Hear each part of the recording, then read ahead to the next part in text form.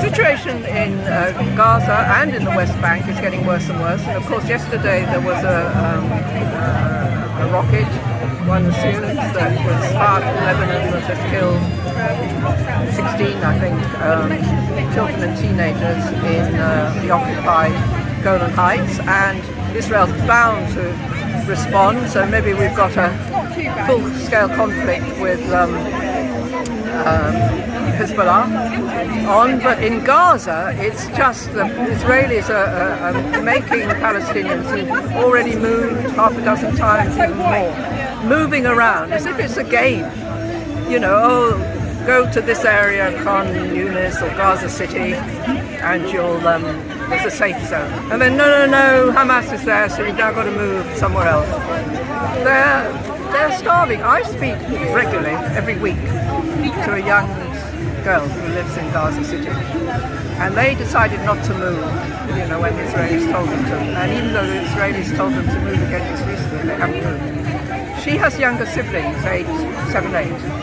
The only thing they've had to eat almost the whole 9 months is bread.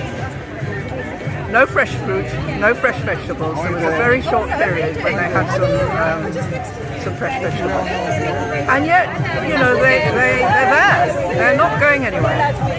But the situation, the number of deaths and the way our media and our government responds is almost not news nowadays. It's really atrocious.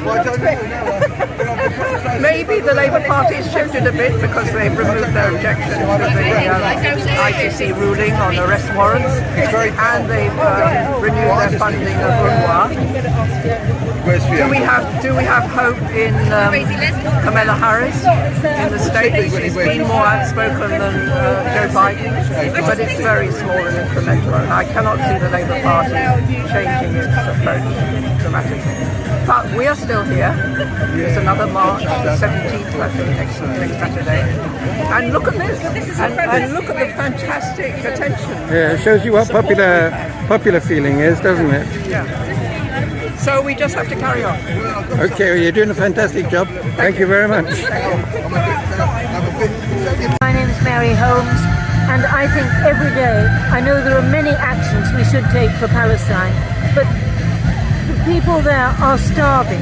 We don't tell people, I don't think, the public don't understand, I don't think, how dreadful the situation is. There's 1 million people are going to die in Gaza, and we are letting them.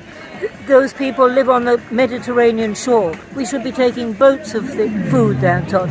Of course they need justice as well, but I think sometimes we don't highlight that enough, the awful situation. They watch their children die and be blown to bits. There are no hospitals at all.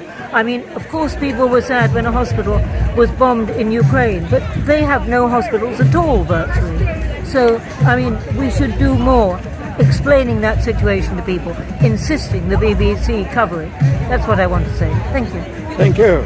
Viva, viva Palestina!